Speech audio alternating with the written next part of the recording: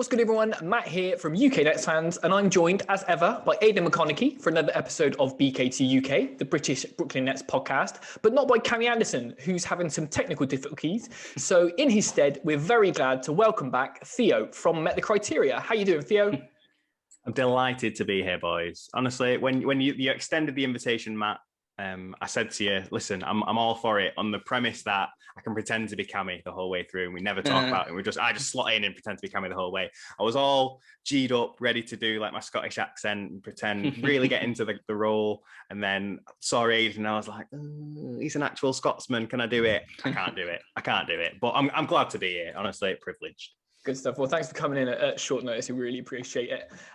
We'll be recapping games against the Knicks, the Pacers, and the Magic. We're going to be firing up the trade machine as the deadline is looming, as well as getting onto some listener questions and much, much more. Make sure you're following us on Twitter and Instagram at UK Nets Fans, the pod itself on Twitter at BK2UK Pod, and check us out on YouTube where you can watch all of our episodes back. With that out of the way, let's get into it. This is normally the part of the podcast we kind of kick off with some Nets news, but it's been a fairly quiet week, a relatively quiet week in Nets land.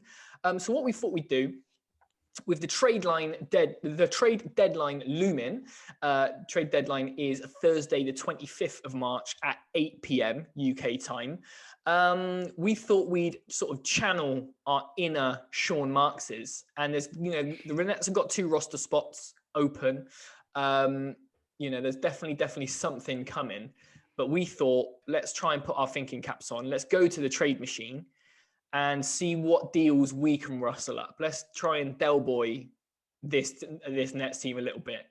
So I don't know who wants to go first, but essentially what we're going to try and do is put together a package that the Nets can send out to get the maximum back.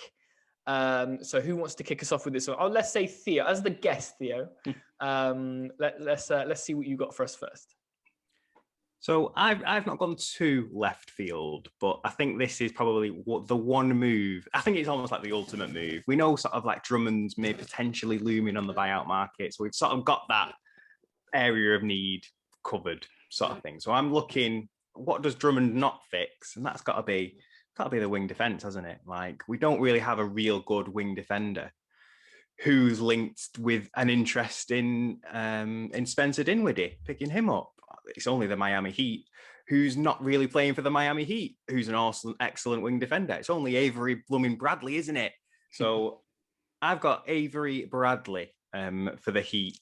It's a relatively straightforward swap. It'd likely be just Dinwiddie going out, and we probably need to take another player in return to make the salaries match. Maybe Mo Harkless or something like that. He's just chilling on the bench there.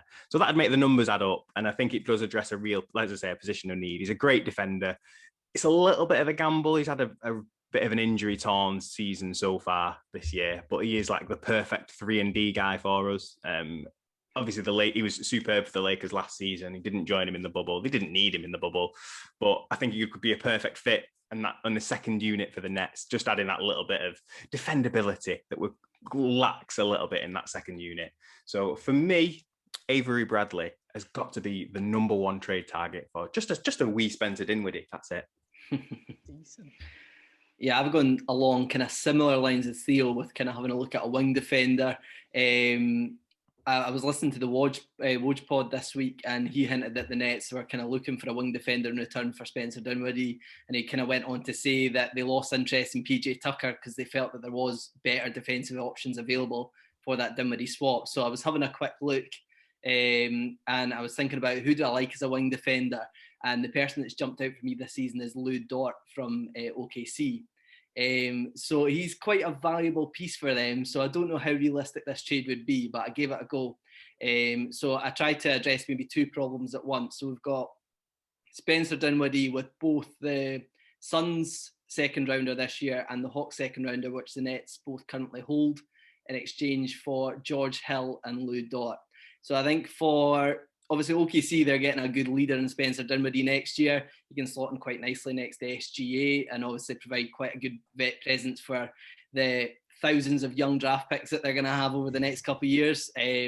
And then, obviously the Nets are going to get a superb young wing defender in Lou Dort, who's currently under contract for the next 3 years. He's making less than $2 million each year.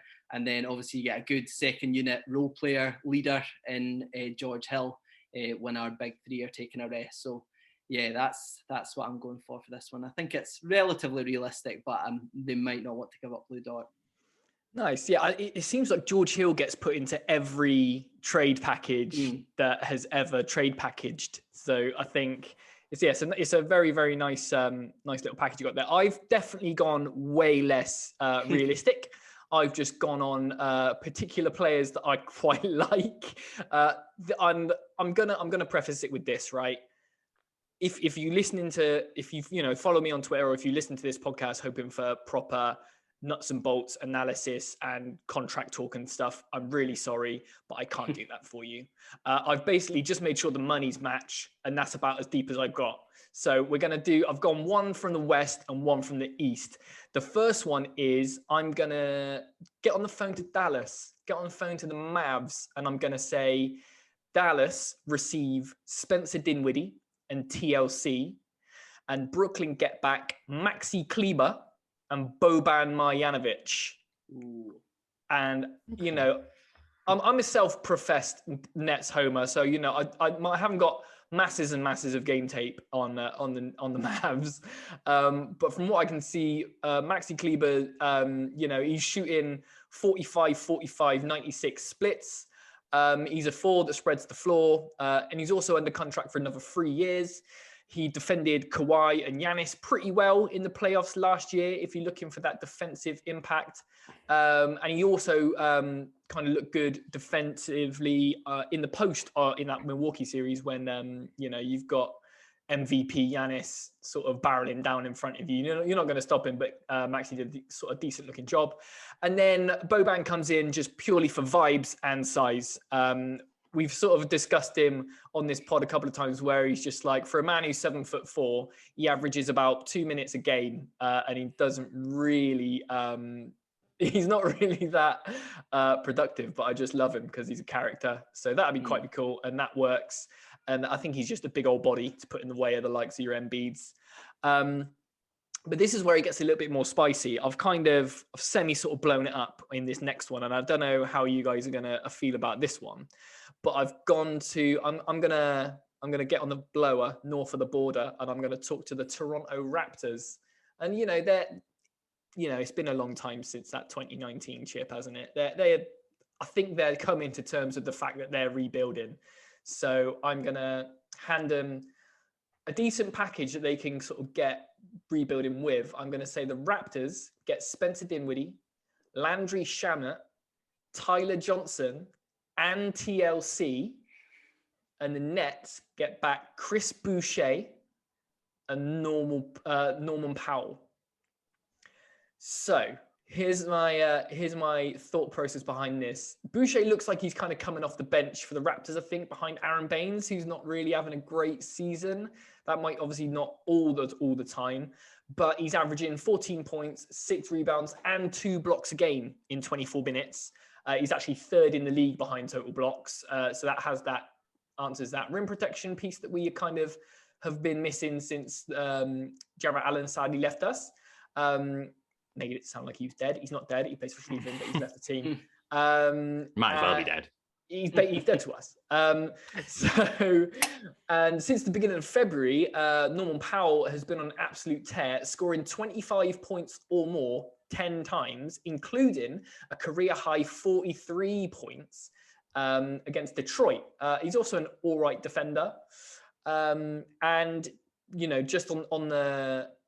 just while we're talking Nets trades, we can't really go too far about talking about a man who we will talk about at some length later on in this podcast. But Spencer Dinwiddie, Landry Shamet, TJ, and TLC do get you Aaron Gordon.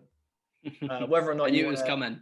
Whether or not we actually want to do that is another thing. But yeah, I think that's some interesting stuff. I think we're going to put these to social just to see who wins. But obviously that's kind of pie in the sky. What do you guys actually see realistically happening? I know something in my head tells me, because we've got KD and Blake still to come in, maybe that front court is kind of not settled, but maybe they're looking to bolster it sort of in somewhere a little less obvious. What do you guys think? George Hill is a great shout. I mean, he's been linked with the Nets more or less all season. And I do think it's probably a potentially good option. Whether or not how realistic that is, Dinwiddie would do superbly in OKC. Do they want a player or do they want picks for him? I guess that's the question, because we can't really offer him a first round or even throw him a second. Is he worth a first rounder? Probably not worth a first rounder anyway, is he? If they're happy to take Dinwiddie, I reckon George Hill could be superb. Tyler Johnson has done really well, I think, as a deputy, leading the second unit from the point guard position. But I do think George Hill would be an improvement over TJ quite comfortably. So I think George Hill, if we're moving away from the front court, I think George Hill could potentially be one of the best guards on offer. But I'm backing my boy Avery. I really like Avery Bradley. The Heat are linked with Dinwiddie as having an interest. I believe Avery Bradley's on the trade block. So who knows? It works. The money works. So watch this space, I think. I think this deadline is going to be quite interesting for the Nets, because I think it's going to say quite a lot about what they know in terms of like the buyout market. Obviously, we've heard so much about Andre Drummond and everything like that. So I think if you do see any relatively significant moves, I don't think they can make a really kind of significant move. But if you do see kind of a move for a front court player like a center, then maybe they'd think that Drummond's going to go to the Lakers. But I think there's obviously going to be about a 99.9999 chance that Spencer Dinwiddie's going to get moved before Thursday. He's been talked about far too much, and I think I saw Michael Scott, it was from Hoops Hype, he was saying that the Nets are looking for just a bench role player and a second round pick. So they're not asking for that much. So you've got to think that someone's probably going to chuck that in a package to get him, get his bird rights for next year. But yeah, I think, someone like George Hill, I think would be a good return. I think we could be happy with that. Obviously, he's not playing in OKC. I think he's injured just now. But yeah, even like, I think it'd be interesting to see the Nets get involved with Dinwiddie would being like a third party in a trade. So maybe somewhere where like the money's not right, and they could benefit, like Cleveland obviously benefited getting Jarrett Allen. There was no way they should have got Jarrett Allen for what they gave up, but they were just there. And sometimes that's enough to get you a decent piece. So yeah, teams like Orlando, OKC, Detroit, Cleveland, they're all going to be kind of active around the deadline, kind of moving pieces and things. So yeah, if the Nets could get involved with a move like that, they could potentially pick up someone quite good. Nice. I guess time will tell. But yeah, it's just weird to think that we're, having had the season we're having so far without a full roster is crazy to me. Like, it just feels like our rotations are so tight as they are. Like, having to, or being able to kind of put in another two bodies is a massive luxury. But yeah, I suppose time will tell, and you can never count out Sean Marks. But yeah, so that's basically what we think. Obviously, there's we're recording on Saturday night, and what is it? 5 days is a long time in the NBA, so there's going to be plenty that's still going to go on before the deadline, but we shall see. But there have been some Nets games since we last came at you in your podcast feed. I believe we recorded last time just as we were going to tip off against the Knicks in a W, which the game ended 117 to 112. I'm going to get your guys' thoughts just in a second, but I think what we really need to talk about is just that last couple of minutes, wouldn't it? I say last couple of minutes. The last couple of minutes of that game felt like they took about 45 real life minutes. And when you're, I think I saw that the last, was it 15 seconds or 23 seconds? It was, however long, took 15 minutes. That's mental. 15 minutes to play 20 seconds. I mean, it's crazy for such a fast-paced game like basketball. It is absolutely bananas. But yeah, for those of you living under a rock, there was just a little bit of a Barney towards the end there. I'm going to try and do my best and sum it up for people that haven't really watched it back. But having been up by as much as 18 points in that third quarter, the Nets sort of found themselves within one possession with 10 seconds to go. And in fairness to the Knicks, they played brilliantly well to sort of battle back into the game, made some tough shots, capitalized on some missed opportunities from Brooklyn. They're really impressive with their defense when the Nets were inbounding. Obviously, I don't think I want to remind everyone about the kind of woes we've been having inbounding the ball this season. Hopefully, Joe Harris still doesn't get flashbacks of the incident, we'll call it. But basically, with 3.2 seconds left in the fourth, the Knicks are down by 3. Julius Randle had the ball, guarded by Kyrie Irving. Randle jumped for a three-pointer, but Irving just got his finger on the ball before Randle left the ground. And although Kyrie failed to dislodge it, even though he got a hand to it, Randle still got up, but landed on the ground, so was called for a travel. And the decision was confirmed as correct in the 2-minute report. So I obviously got battered for this when I said that it was a travel. What do you guys think of that particular point? Because it's quite divisive, even though it seems to have come back from the 2-minute report as being fine. I think it goes to show how difficult the referees have it. I think to watch that, you might have initially thought, oh, it's definitely a travel, but then there's another side of the fence thinks, oh, he blocked it, clean as day. Like it's not just there's no maybe about it. It's either very definitively block or travel. But I once you look at the minutiae, once you read the report, you read the referee's interpretation of what happened. Irving got a touch on the ball before he left the ground. Randle hasn't lost control of the ball because he hasn't. He's got 2 hands firmly on the ball. Yes, Irving moved it. 2 hands firmly on the ball. He then makes a decision. I'm going to try and utilize this to get a better position. Takes the dribble, travel. Very straightforward. Once you understand the referee's interpretation of that, plain as day, it is a travel. But it just goes to show how difficult the refs have got it, spotting all that in real time. Yes, they were able to go back and review it, but even so, if they'd missed it, it could have been a whole different ball game. So definitely was a travel for me. Definitely was a travel for the refs. I mean, it definitely was a travel for all intents and purposes. But you can see to a degree how the uninitiated eye might have perceived that as an incorrect call.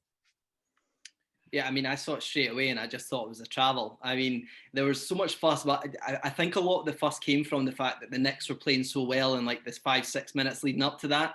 And you know, when you've kind of got that momentum where you are making your way back, and at that time, it did feel like it would make total sense for Randle to hit that 3 and equalise the game just because the momentum was so in their favour. So if like there is a questionable decision like that, like you saw the reaction of Julius Randle at the end and like even the Knicks in general, you do think like the world's against you in that moment. So I think a lot of that was kind of lead into the disappointment with the decision because they were playing so well up to that moment. But yeah, if you go by the rules of the game, it was a travel.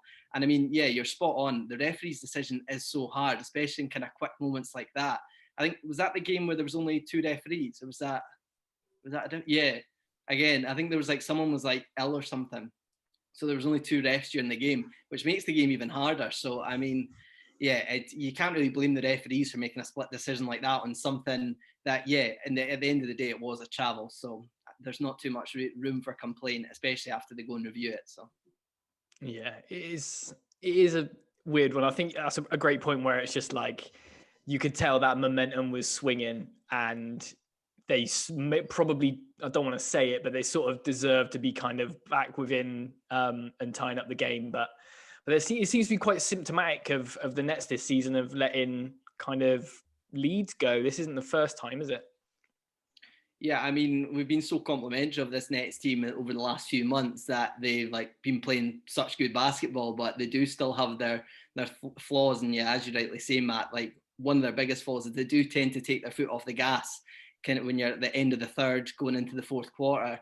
And yeah, once again, here we saw obviously a young, tenacious Knicks team who were obviously playing extremely hard and managed to cut an 18-point lead down to 3. And then we somehow managed to see that one out. I mean, it's one of those things. I mean, when you are up, it's not just the Nets. There's so many teams that do take their foot off the gas. I remember when the Nets were that young, tenacious team under Kenny Atkinson, and there was so many games where we did fight back from like crazy losses. Some of them we won, but then some of them we did obviously go on to lose by a couple of points. But I saw so many kind of Knicks fans on social media afterwards, like celebrating how closely they managed to compete with the Nets. And like I do remember like being in that position where you do get so close. But I tell you one thing, I never celebrated when we lost, because at the end of the day, it's still a loss. But yeah, it is just one of these things, and as long as we get the win at the end, that's all that matters. But it is frustrating at times, especially when they are playing so well, and then they take the foot off the gas for 5 minutes, and then an 18-point lead can go down to 3. But yeah, as long as they get the wins, I guess it doesn't matter too much. Yeah, I think there's a sense of fragility around the Nets team, particularly when you have that big lead. We rely so consistently on outscoring everybody that we face. If those shots start not falling, or one or two fouls get missed, a couple of no calls, like you mentioned before, swing the momentum, then all of a sudden the Nets could be in a bit of a pickle. We've been defending much better. I think we're 14th in the league over the past 10 games or so, something like that. Much improved to the middle of the pack, right where we need to be, really. But there is still that element of, if things don't start going their way, we can let a lead evaporate quite quickly. I think it happens to the best of them. I mean, you can look at all the top teams around the league and everybody does it. I guess maybe you just notice it a little bit more when it happens to Brooklyn, and we've got these nagging thoughts in the back of our mind about, can we, if we got a big man capable of defending, or how perimeter defense isn't good enough. So when these things happen to us, we maybe look at our deficiencies, the flaws in the team, and get worried. But realistically, like you say, it sort of happens to everyone. You take your foot off the gas and you start letting these leads slip. So maybe we're reading more into it than perhaps is necessary, or maybe these are legitimate concerns we could have going forwards. There's no way to find out except play the games. That's it. Yeah, I think the good thing that I always kind of come back to is, like, if we see it, then, the coaching staff will see it, and there's going to be, they're going to be conscious of this kind of stuff. And to give the Knicks their due, they kind of pride themselves on being a very defensive minded team. So they have, that kind of defensive they can step up defensively when they need to. So they were defending like their lives depended on it at the end of that game. And the Nets couldn't match that intensity. And you could see that. And so fair play to them. And yeah, but I'm obviously still glad that we won, and don't take that away from us at all. But yeah, it was a bit of a weird one. I mean, it wasn't all bad news. Obviously, we did have a couple of people go absolutely ballistic. Curry and Harden absolutely going off. What did you make of those two? Scary hours, isn't it? This is scary hours before it gets scary. We've still got the scariest member. I don't know. Can you refer to him as member? The scariest time of day to come back in the form of KD. So it was just superb. Honestly, it just goes to show the potential that this team does have. The fact that Kyrie Irving and James Harden what do they combine for, like 55 points, something like that? Just the two of them. Harden with a triple double, I think 15 rebounds, 14 assists, vice versa, one of those two. The crazy numbers that these guys are putting up, and it just goes to show that on the day, this team will be unbeatable. You had KD dropping 37 and 6 in the mix, as well as being a legitimate sort of perimeter defender as well, and an interior defender.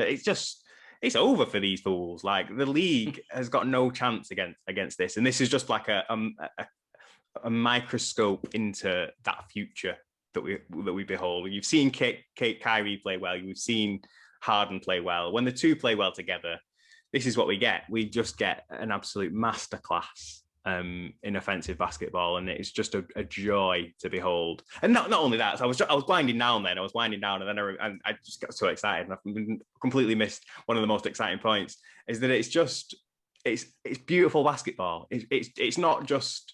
I mean, James Harden, when he was in Houston, was criticised by me. I was a Harden hater back in the day. Was criticised for the kind of basketball that he played. It was all step back threes and free throws. That's not really his game anymore. And while he's not pouring in the same sort of numbers that he was in Houston, I think he plays a much more appealing style of basketball. Kyrie Irving plays the best looking basketball I think there is on the planet. I mean, watching that man with a basketball in his hands is an absolute joy. And anyone can watch Kyrie and not think this guy is incredible is a mystery. He's one of the most divisive players in the league. off the court, on the court, I think everybody agrees he's phenomenal. It's just a joy to watch. The things that man can do with a basketball, I couldn't do with like a beach ball. Like the control that he has, this finishing, the layup packages, the handle. Oh, it's just, I'm gushing about Kyrie because it's just such a phenomenal athlete and a phenomenal talent. And I can't remember who it was that I saw made the statement that he's probably the most, it was Damian Lillard, wasn't it, who said he was like probably the most talented player in the NBA history or some words to that effect. And I'm very much on board with that statement because Kyrie is he's on another level. When he's on form, he is genuinely on another level. And I don't think there's another player in the league that can play the way that he does. It's just with beyond words, although I've just said an awful lot of them, he's beyond words. It's a safe space for you, mate. You know, you do get a little bit of a hard time for going on about the Nets on Met the criteria, so you can absolutely have as much time as you need, mate. I appreciate these safe four walls, mate, honestly. Beautiful. So we left the Big Apple with a win, and we went on the road to Indiana. Friend of the pod, Michael Grady's old stomping ground. Took the win there, 124 to 115. Something that kind of caught the eye first was, again, talking about the end of that game, was everyone's sort of new favorite young buck, the young alchemist, the second coming of your favorite player, Nick Claxton, closing out the game over DeAndre Jordan. What did you make of that? Again, this is something that a lot of people have been waiting to say. There's a lot of chatter about, Claxton should be starting games. Claxton is a better center than DJ. We need more Claxton. We want more Clax. And it's easy to see why, and it's easy to fall into that. It's not necessarily a wrong idea. The idea of him starting the games doesn't really matter, though. It's about who finishes. And there will be games where maybe DJ does need to finish. There's shades of a young Jarrett Allen in Claxton. If you put him against a really big physical center, he's going to struggle. Imagine him going up against Embiid. I mean, DJ is not going to stop Embiid, but Claxton would have no chance. I think you wouldn't necessarily want to see sophomore season Nicholas Claxton closing the game against a big man like Embiid or Giannis, something like that. You wouldn't necessarily want to see it, but in these sorts of games, it's really encouraging. It's green shoots of growth for what could be a really exciting prospect in Nets land. We've traded away an awful lot to get Harden, and Claxton said himself, didn't he? Everyone was saying we've lost depth. I've been here the whole time. And the absolute cojones on that boy to be able to put such esteem on himself, it bodes well, because at the very least, regardless of what happens over the next couple of seasons, regardless of how many rings we walk away with in this scary era, we've still got a really exciting prospect in the form of Nicholas Claxton, and watching him grow and blossom besides the big three, it's only going to do wonders for his game. So him closing out against Indiana is just the start, and we could well see him start and close certain games by the end of the season quite comfortably, I think. What do you think of Clax, Aidan?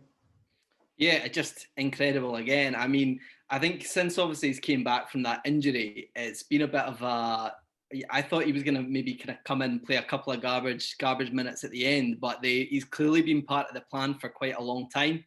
And I think, he's just completely excelled. I mean, you've seen at times, obviously, that he has been like coming in. He does get tired on some possessions. You can see he's just completely breathing out his backside at times.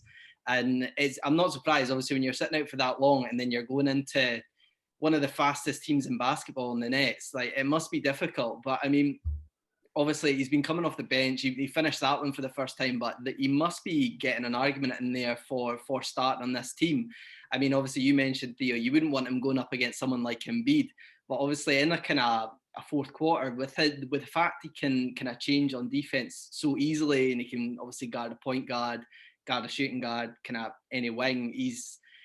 I think it's just, it's soon enough, it's going to be a decision where that's going to be the benefit of covering him in the team, and you can maybe move him over. And then if you do have a bigger body like a Blake Griffin who can maybe go against Embiid, I mean, I keep saying against Embiid, but who's really nobody goes against Embiid. Nobody goes against Embiid. No one can defend Embiid, but if you can have someone like that who can maybe be there to just guard the kind of 3-point line, I mean, yeah, I personally would like to see him in the starting lineup at some point. But there is kind of part of me that thinks at the same time that he's that good, and does he fit the kind of timetable of the Nets? Could they move him for something else? You never know. Obviously, Sean Marks has broke our heart like previously with like trading Jarrett Allen and things like that. So you just never know. So I try not to get too attached to guys like this, but he does make it really hard not to get attached because he is such an exciting player. Yeah, I think we were looking ahead to sort of a couple of pods ago. Someone was saying, how does it, what do the Nets look like after, the big three? That's it. Yeah, that was your that was me. That was my question. That was your question, Theo, mate. And I don't think I said on the pod, but it was just like, if you look at the young players we've got after that, it's, we'll still have Joe Harris under contract. We've still got young pieces like if Bruce Brown and Nick Claxton and Landry Shamet are still knocking about and still producing what they are, I think that's a really good core to kind of try and sort of develop like a young team again. So yeah, I thought that was quite an interesting thing. But talking about, moving on from our depth and stuff, we saw the return of a friendly face in this game. Karis LeVert for playing for the first time again at home in his new home in Indiana. What did you make of seeing Karis in the wrong uniform? Yeah, I mean, it was strange, but it was special at the same time, but it was really strange. I mean, obviously, Karis was kind of there at the beginning for us. He's in the Sean Marks era. That was the first move he did, was trading Thaddeus Young for that pick that became Karis LeVert. And obviously, that was with Indiana, so it has kind of went full circle. So, but yeah, I mean, it was just so good to see him playing basketball again, despite obviously being on a different team. I think we already knew how popular Karis was with kind of fellow Nets, but you saw at the end of the game that everyone was just gathering around, lining up just to give him well wishes, give him a cuddle and whatnot, which was nice to see. But I mean, the thing that shocked me about LeVert was how well he played in the game and how many minutes he played. I mean, I know obviously they caught the cancer kind of early enough, but he's literally had cancer surgery and he played 33 minutes and got 19, 3 and 5. And that was only like a couple of months ago. And I was just completely shocked that he was playing that much because I missed his first game. But I think looking back at numbers, he was playing like 28 minutes and then he played like another 35 last night. And it's just like, fair play to the guy, because you've got to think that there'll be some players coming back, maybe playing 5-10 minutes. But yeah, no, you can just so see how talented he is. And I mean, they've obviously got a special player there. And obviously we've kind of got James Harden in that trade. So obviously you've kind of see that the Nets were the clear winners in that trade. But yeah, as you mentioned earlier, Karis will always be a Net, and yeah, it's just going to be so good to see him playing on a different team, and he's probably going to end up leading that team eventually. So yeah, nice to see. It's great as well, like to see him do. Obviously, we want him to do well, we want him to succeed, but also Indiana took a big gamble on him, not even knowing the full extent of what that sort of shadow or was on the MRI that he'd had when he had his medical. They didn't know how serious that would have been, but they still took him on. They still accepted the trade. They still vowed to work alongside him and get him back. I want him to be rewarded with like peak Karis LeVert. I want him to be better than he ever was on the Nets, and I want him to do that in Indiana, and I want him to be really successful. And like you said, Aidan, what he should be the focal point of that team. He could easily be that good. And it would be the perfect reward for Indiana for being just dead sound about it all, really. Like you just said, he had cancer like 2 months ago. 2 months ago, the guy had cancer and he didn't know it. And now he's absolutely balling out on the basketball court. It's just a great story. It's the ultimate feel-good story. And if like HBO did a documentary about it, I'd be like locked in, 100%.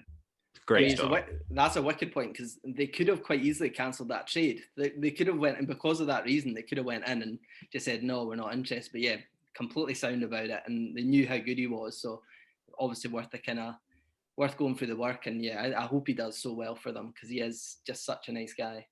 Yeah, I want to see him drop more 50 points games on Boston. Only Boston, not against the Nets. And I don't want to see him in the playoffs at all. But yeah, I think, to say he literally had cancer surgery 2 months ago. And he's playing NBA level basketball to a high level is just an absolute testament to the guy. And and obviously there was nothing but good words said from him about his time in Brooklyn, from Brooklyn about his time with the Nets. So it's all love and as it should be. But what wasn't quite so lovely was rounding off the week with a long coming, not a long coming L, but it's been a long time since we had to talk about a loss, and it came to the bloody Magic. It's always the Magic. Why is it always the Magic? Flipping Geraint. He's got a voodoo doll of like one of those little bleacher buddies or whatever they are called, and he's got putting pins in it. But we lost the game 113 to 121, and off the back of Aaron Gordon shooting 87% from three, which I will go on record as saying will never, ever, ever happen again. Aidan, I think you were going to chat about some of these Magic numbers. Yeah, I mean, in terms of like the loss itself, it's not that deep. It really is not that deep. I mean, the Magic shot the ball absolutely incredibly, and I think obviously that was for the majority of the night, and it felt like they couldn't miss regardless what the Nets did. I mean, there were so many contested threes where the Nets were right up in players' grills and they still managed to hit them.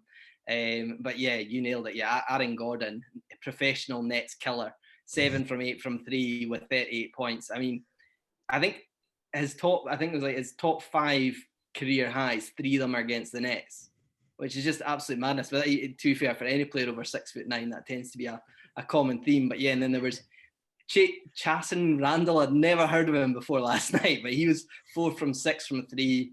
Evan Fournier, 6 from 8 from three. But yeah, it was Bruce Brown, who is, by the way, he's a walking quote book. I don't know if you listened to that Glue Guys interview with him, but he's definitely not had much media training, and it's just absolutely hilarious. But yeah, he said, you've got to be perfect to beat us. I've never seen Aaron Gordon hit shots like that in my life. And it's so true. And I think he's spot on. But yeah, I mean, the Magic aren't a great team. They lost 9 in a row before this one. But yeah, everything was clicking. And it does feel that is the case, that we can't be too upset about it because teams need to be that good to beat the Nets. And even though it's the Magic, it could be any team that can have a really good night and just shoot that well. And that's enough to beat it. And as obviously Theo mentioned earlier, we don't have Kevin Durant right now.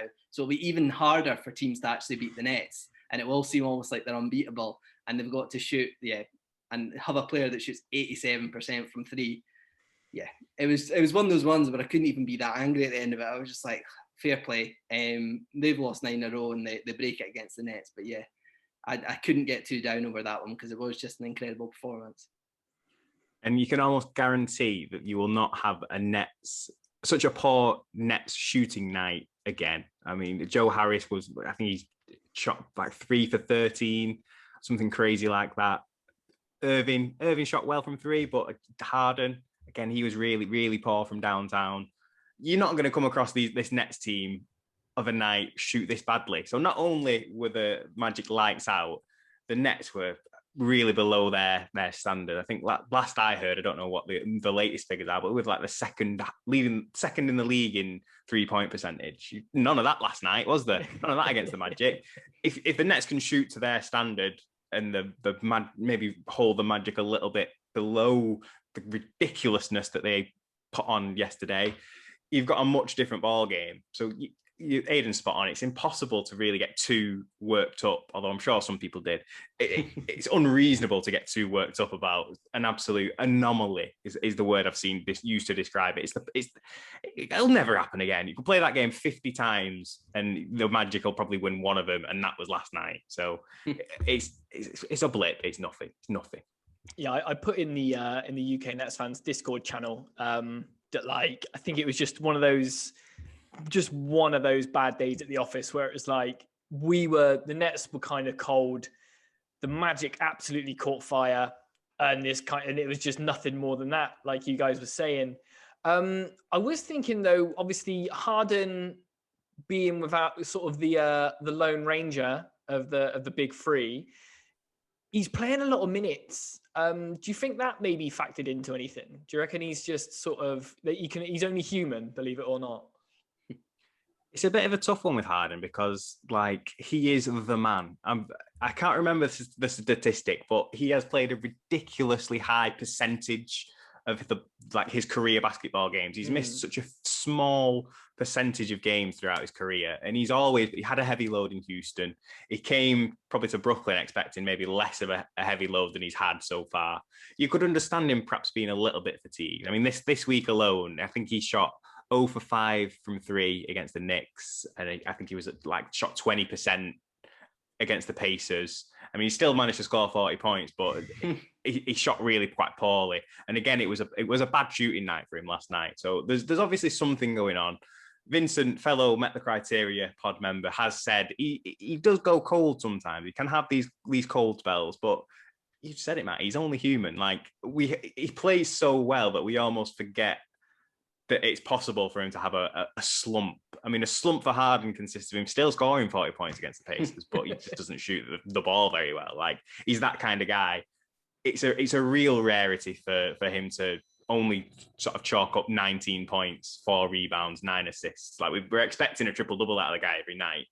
For him to have a human game, I mean, maybe there's something to it. Maybe he does need a rest, but at the same time, he came to Brooklyn to win, and you can see that in his attitude. Even last night against the Magic, losing that game, you could see him. I mean, he threw that incredible full court alley-oop to Claxton. His reaction afterwards, it speaks of a man who doesn't necessarily want to rest and wait for the playoffs. He wants to win as much basketball as he can while he's there. So he probably is a little bit tired, but I don't think he's going to be resting anytime soon.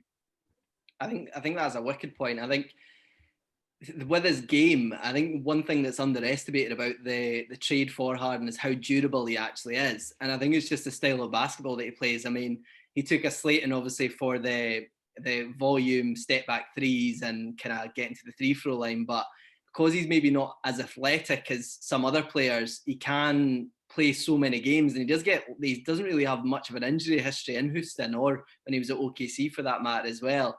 I think in terms of obviously playing without Kyrie the other night and obviously playing out with KD for so long, you've got to think he is getting a bit tired, but he's used to it because obviously when he was in Houston, there was at times when everything was on James Harden. I mean, there was a shot, I think it was against Orlando or Indiana, where they zoomed in and his top was just absolutely soaking with sweat. And it was a different colour from all the rest of the team's jerseys. But that's just the type of guy he is. I think you're right. I don't think he's one of these players where he'd go and say, yeah, I need a night off. He just wants to play every single game. And I think, testament to him, because if you can have that attitude, then it is better. Obviously, Kyrie, I wouldn't put too much on Kyrie kind of taking nights off because of his injury history. But I think because Harden hasn't really had that in his career, he's quite happy to go on. I think that has been one of the best parts of his game since he came to Brooklyn, was the fact that he is so durable. And I think you get your money's worth out of that by itself, to be honest. Yeah, it's definitely with this Nets team over the last few years, we've always been a bit stop-start and a bit sort of hit by injuries with, Karis LeVert being in and out, and obviously Kyrie missing a bunch of games last season, and KD now. It's nice to get someone who's played I think I saw the same stat as you did, Theo. As something like he's played 93% of his net of the net NBA games he could have, which is incredible. So we've almost glossed past the fact that Kyrie Irving dropped his season high 43 points in this game, which always the shine always does come off stuff like that when it is in a loss. But he shot 19 to 31, 6 rebounds, 4 assists, 1 steal, 3 threes in 39 minutes again. So pushing up those minutes. But it was nice to see that Nash confirmed that Kyrie's injury that he sat out the Pacers game with was never serious. He was just kind of held out on Wednesday as a precaution. The man's averaging 28.1 points. And if he tidies up his free throw shooting, he'll be doing it at 50, 40, 90 club splits. I'm going to do my best Theo impression now, where it's just everything Kyrie does just looks so effortless. The way he spins through bodies and through defenders, the shots he's able to get off over people that are like 6, 7, 8 inches taller than him. It's just something I've not really seen before. And again, we always talk about his layup package. We always talk about his distance shooting. We always talk about his handles. He's just my favorite player in the NBA. And I think he's one of those players where if you're a kid and you saw Kyrie Irving play, you'd be obsessed with basketball. And I think you're going to have a generation of kids. And I think there probably is. I think I saw an article in The Athletic or something where they like did an article about like the current crop of NBA players that were just inspired by Kyrie Irving and what he can do with a basketball. So at times I think he's kind of, it speaks to the strength of this Nets team again, where we almost see Kyrie as the third option or like third fiddle or whatever the third musketeer was. Like he's just to have a man that's so capable balling out, like, and at such a high level, it's such an efficient level. I can't remember which podcast I may have heard it on, Theo, but one of your colleagues, I'm sure, was saying that, you know, it'll never happen for a whole season and stuff like that. And I know you were there to back Kyrie up, but he's looking good, man. What do you guys make of Kyrie in this game and this season generally? I think the thing with Kyrie is that you mentioned it there, is he's kind of like you said, like the third musketeer. Whereas, like, I think from the outside, that's what people see Kyrie as, because you look at Harden, you look at Durant, obviously recent MVPs, then yeah, he's kind of that third guy. But I see him personally, because I watch the Nets so often, I see him as the leader, and he's like the guy that has brought KD, and he's brought Harden as well to Brooklyn. And yeah, I think he's just been incredible, and I think he is totally underestimated around the league. I think because of the whole narrative around Kyrie Irving and all the shit that gets talked about him, like in the media, that it does take the distraction away from how good a basketball player he is, because it's never happened that I've had the confidence of a player like Kyrie who can just come in and you just expect everything to drop down for him. And I think this season, I actually, when we done our primer, when we were making our predictions with Theo, actually, it was I put Kyrie as the MVP of this season, and I'd go out there and say that he's certainly put up a good argument for that for the Nets, because I think he's taken his game to another level. And I still go back to saying that it's the fact that this is the first time he's actually picked a team. Obviously, he was drafted by Cleveland, and then he was traded to Boston, but this is the first time he's actually picked a team. And I just think he looks comfortable. He's playing the best basketball of his career. And you know what? He's not, I was waiting to say he's a sensitive guy, but he's just a guy that just kind of stands for what he believes in. And if he's unhappy about something, he will say something. But he just looks happy playing for the Nets. And I think that translates onto the court so well for him. Yeah. And he's my favourite player on the net. I absolutely love him. I'm very much of the opinion. I mean, I'm going to try and contain myself, because we've seen what happens when I get going about Kyrie. I'm going to contain myself. Keep it to a tight 10 minutes, Theo, yeah? if Kyrie Irving had the personality of, say, Kawhi Leonard, just quiet, unassuming, not outspoken in any way, shape or form, he would probably be a consensus, like, top 8, top 7 player in the league. You look at the things that he can do, there's aspects of his game that nobody in the league is better than. Like, he's the best finisher in the league, I would say. Arguably the best handles in the league, maybe second behind Steph. He's a great three-point shooter. He's a great free throw shooter. There's aspects of his game that are top 5. He'd never be in that top 5 conversation at the moment, because he is such a polarizing individual. Like, one of the arguments that often gets thrown his way at the moment is that, oh, yeah, he can go and put up 40 points playing against a team's third best defender. We've got Kyrie, you've got the 2 best defenders guarding KD and Harden. But Kyrie will drop 40 on anybody. Like, literally, you can walk on the court and he'll drop 40 on Kawhi's head. Like, honestly, there's no stopping Kyrie when he gets cooking. And you mentioned it's Ben Aidan. There's times when Kyrie gets the ball. You know, if he gets the ball in a certain position on the court, he shoots, you know he's going to score. If he can get to the elbow and pull up, he's going to score. If he fades away on the baseline, he's going to score. Like, he gets himself into, he knows his spots, he gets to those spots and he scores from those spots. It's only if he ever deviates and shoots from anywhere other than that right elbow or the baseline that he ever missed. Like, it's impossible for him to, for another, I'm doing it again. Sorry, I'm getting out of control. Wheel it, rein it in. Yes.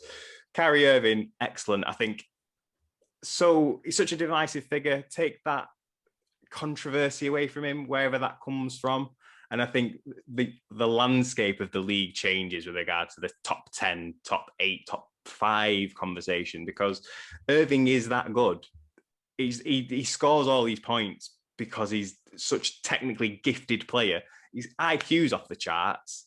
Like, what does he actually lack to exclude him from that conversation? Probably not a lot. I think the chances are that the individuals compiling these lists probably just don't like him. They're probably media members who he's upset or spoken out against or something in the past. They've then maybe got a little bit of a, not necessarily a grudge, but it will colour their perception of him. And when it comes to writing these top 10s, these top 8s, top 5s, those tiny little black mark next to Irving's name, it's not warranted. If you judge the man on his game alone, he's easily top 10 in the league for the things he can do with a basketball. Easily. You can make a conversation for him being top 8, top 7, top 5. He should be in that conversation, but he's not because of the kind of guy he is. And that's just the media, isn't it? That's just the world we live in, unfortunately. People love drama, people love controversy. And it seems like, you said it, Matt, the narrative is that he will never be that, I don't think, because of that narrative. I've done it again, guys, haven't I? Sorry. I think it's you're right. I think we're blessed at a time where we're watching basketball when there are so many phenomenal players, and you've got, the NBA being as it is. We love a ranking, we love an all-time list, and where there's so many high-level people, you've got to nitpick to a certain degree, and even like you say, whether it's consciously or subconsciously, the people making these decisions are kind of putting these people down for whatever reason. I think maybe it's just to spin it as a positive is maybe just a signifier that, we're playing at a time where we've got Kyrie Irving, who's also playing with Steph Curry and Dame Lillard and all these other fantastic kind of people in a similar position. So it's a good problem to have if you're a basketball fan. But yeah, we are, that's it for the games that we're going to look back on today. We did get a listener question in from Twitter. So this is from @Williams5OJ on Twitter. He said, how impressed have you been with Claxton so far, and how crucial is he coming off the bench for the rest of the season? So we've spoken about him finishing games and things like that. How crucial do you think Claxton is to the Nets' success? I think, you go back to what we said earlier on, and obviously the question mentions that how crucial is he coming off the bench. When a guy's obviously putting an argument up that he could be a starter, that's how crucial he is. If someone's knocking on the door like that, they're obviously an important piece, and he's certainly going to be in the rotation for the rest of the year in my eyes. Yeah, I've just been impressed with him in general. I think not even just his talent on the court, because he's obviously kind of got such a raw talent at the moment, but such a high ceiling. So he's just going to get better and better. But also just his maturity, because I think it's such, you could say the same thing for Reggie Perry when he played at the start. It is such a tough job coming in and playing with these seasoned vets that are out there to win. And it is a tough environment to actually come in and learn the game. I mean, we're blessed, obviously, having Karis LeVert and Jarrett Allen. They came into the team when the Nets weren't that good, and they were able to come in and they were allowed to make mistakes. And then someone like Nick Claxton's on the court right now, and it's so difficult because every game is being so heavily watched that it feels like every game's a playoff game at times.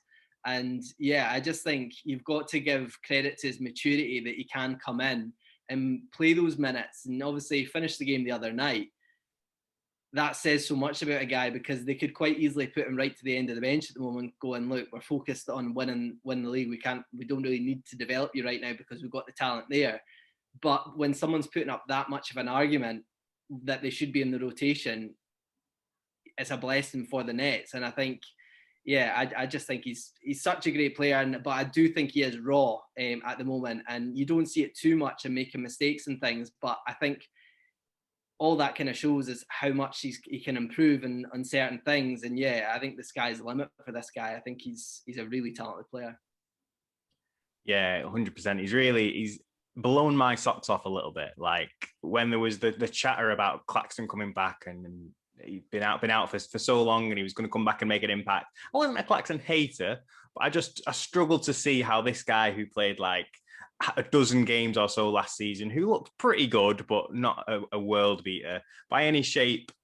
Sorry, for all intents and purposes, how he was going to come in and make an impact on the next team. And I've never been so glad to be wrong. Like the fact that he can come on the court, you mentioned it before when we were speaking, Aidan, about how versatile he is. Like the switchability that he has, you're confident in. There's no such thing as a mismatch with Claxton. Whoever he ends up guarding, you're confident that to a reasonable degree he's going to be able to defend them. I mean, there's occasions when DJ ends up on certain players, normally any player who's not the five on the other team, and you sort of got your head in your hands waiting for the opposite to go straight past him or shoot, and he's not going to even be within like 6 feet of them to be able to contest it. You have zero concern of that with Claxton.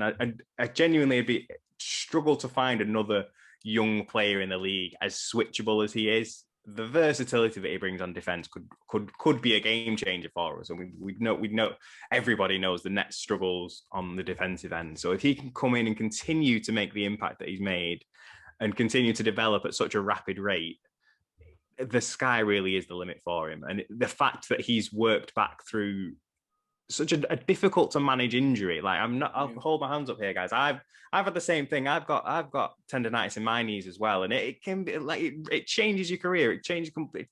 I mean, I had to give up my dream to get into the BBL because of my tendinopathy. So I feel his pain on that one, but to be able to come back from such a challenging injury and then be immediately back into the rotation speaks volumes of how highly the Nets organization do think of him. And that bodes well, I think, for the future. If he did, the organization decides that this is not a trade piece, he's not going to utilize him to improve the roster to win now. If this is the future of the franchise, I think it'll be nice to have a center or even a forward. If he ends up playing the forward, it'll be nice to have a big man who we don't worry about. I think whoever's played the four or the five over the last, as long as I've been a Nets fan anyway, over the last 5 years, it's always been the deficiency. It's always been the biggest question mark on the team is that big man spot. And to not have to worry about that, it's actually quite nice. It's quite relieving. So long may it continue. And I hope Clax continues to get all the praise, the plaudits, the development, the minutes that come along with the hard work that he's put in, because you can't really fault the guy as far as that goes.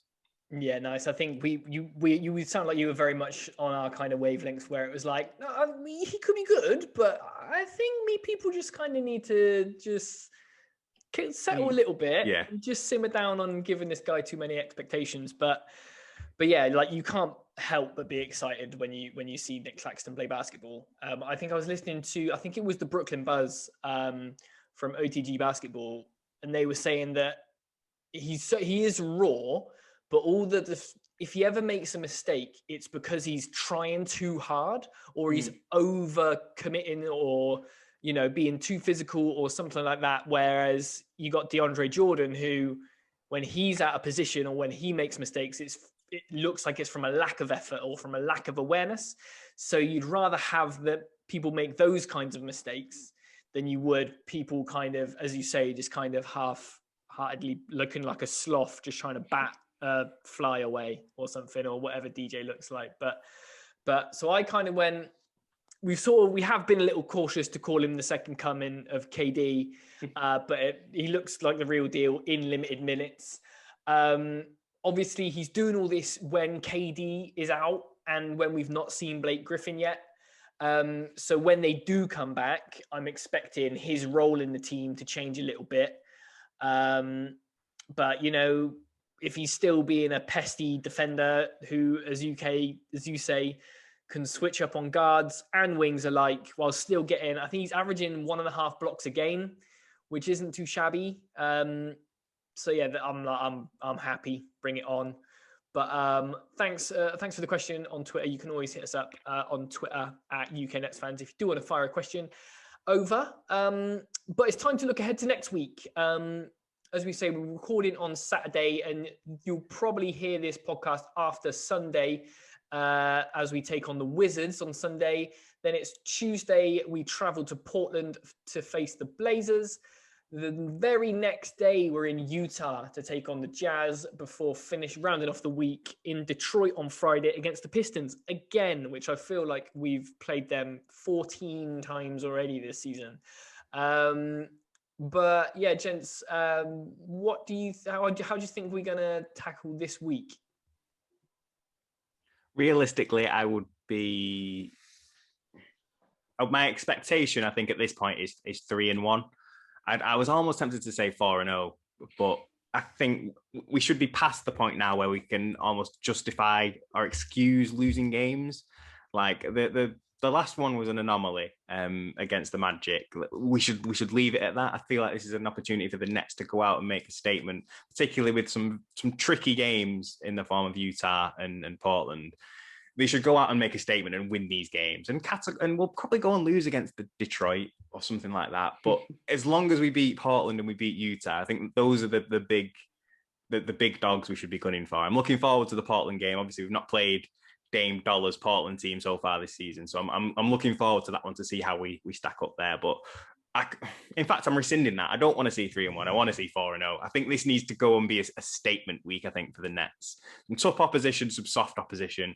If we can win all 4 of these games, then I think it's a huge statement for Brooklyn. And you never know. By the time that Detroit game rolls around, maybe we might even see a bit of KD and potentially Blake Griffin for a bit of a revenge game. So I've got big expectations for this week coming up. Yeah, I mean, it's one of those. I've kind of said that the Nets were going to sweep the week the last, I think, 4 or 5 weeks. And I think this is the week where I'm going to say, yeah, they may drop a game. So I went 3-1. Yeah, I mean, it is one of those things. If we do see Blake Griffin or Kevin Durant on the court this week, who knows, potentially both of them, it may impact how we play this week. But yeah, I mean, it's one of those things. I think there's 2 tough games in the middle of 2 games that we should really win. So it's kind of like a sandwich of 2 really good teams in the middle of it against 2 teams that we should really be beating.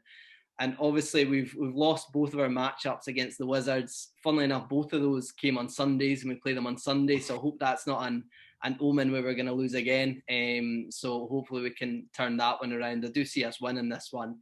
In terms of the Blazers and the Jazz games, I do expect one of those games that the Nets will create another type of word for load management. I think that there's going to be maybe 1 or 2 players that may sit in one of these.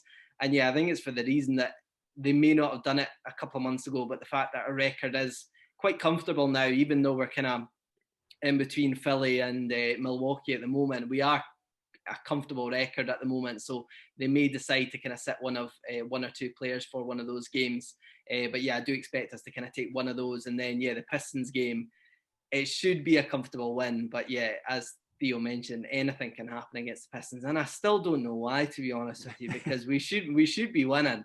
But obviously, as well, the trade deadline's on Thursday, so who knows? Both teams could look quite different come Friday. So obviously, usually it's kind of a couple of days before trade. So hopefully, it's not one of those post-Harden trade games against the Knicks where we've only got like 8 or 9 players, and hopefully we shouldn't be making moves as big as that. But yeah, I've said 3-1 for this one. But yeah, I'd love another 4-0 week, but I think we may drop one of those games in the middle of the sandwich. We'll wait and see. See, I thought it would be the other way around in terms of rest, injury, recovery, strained eyelash or whatever they might come up with. I don't know, whatever it's going to be. But I can see us resting up people against the Wizards so they can come in fresh for this Tuesday, Wednesday, back-to-back against the Blazers and the Jazz. Before resting again on Friday, because steel sharpens steel. So you want to get your players playing those big games. I think we were undefeated against the top 5 teams in the league last I saw, but we've lost to all the bottom 5 teams in the league. So it's just, again, that's kind of a narrative that has kind of been put to bed and put behind us now, losing to these poor teams. But it's a funny one. But I'm going to say we're going to go 4-0. We're going to beat the Wizards. We're going to be without. I'm going to go. Yeah, I'm going to double down on my prediction. We're going to be without either Harden or Kyrie for the Wizards and Pistons games. We're going to have them both back for the Blazers and the Jazz games, and we're going to win all 4. That's my position. I've always wanted this to happen, but we've just had a shams bomb during the pod. Blake Griffin is listed as probable for the Wizards game. There we go. Yeah. Great timing. Love that. What a fan! Right, I think we having you on the pod as a guest, Theo. I think this is a perfect opportunity to hear your opinions on the trade. Blake Griffin to the Nets. Is he washed? Is he still got a dunk left in him? Is he a contributor in a different way? How do you see Blake affecting this team? I'm going to go on record here, and I guarantee that Blake Griffin will dunk in his Nets debut. He's going to throw one down in his debut, be that tomorrow or some point this week coming. You will see a Blake Griffin dunk in his first game. I think as far as the deal goes, I think it's sound, it's reasonable. I'm not expecting. I don't necessarily think he's washed. Is he past his best? 100%. I don't think he's as bad as he has been for Detroit. I do think he's got a lot left in the tank. I think he'll work well with the second unit. I mean, I can't imagine a world where there's not a star on the court, but giving Harden a bit of backup with regards to the playmaking responsibilities with that second unit, I think could be a real benefit for us. I mean, outside of James Harden, there's nobody really in that second unit who you could expect to create anything. Give Blake Griffin the ball on the high post and he's like the world's his oyster sort of thing. And he's got that creative playmaking ability that we otherwise lack in the second unit. So in that regard, I think it's a good move. It improves the lineup. Is it a needle mover? Probably not. But is he? You said it perfectly well, Matt. Is he better than Iman Shumpert? Yes. So is it worth doing for a veteran minimum contract? There's not a team in the league that wouldn't take Blake Griffin on a vet min. So I think it improves the second unit. It seems almost like a little bit of a no-brainer to me. So I'm fully on board, and I'm expecting Blake Griffin to yam it down in game 1 off a Bruce Brown assist, BB assist. He said, didn't he, on the Blue Guys, that he was the last person to assist him on a dunk in Detroit, and he's going to be the first person to do it in Brooklyn. So watch this space. You might have already seen it by the time you're listening to this pod. You might have already seen Blake Griffin throw down, but you heard it here first. That's it. Bruce Brown off the backboard. Blake Griffin comes in, absolutely knocks Russell Westbrook for 6 on his ass. Yes. And the world is right as rain. On that, perfect place to leave it. Thank you very much for Aidan as ever. Thank you very much for Theo of Met the Criteria. Make sure you check Met the Criteria out for a more all-encompassing NBA podcast when you are finished listening to BK2UK, of course. And we'll see you next time.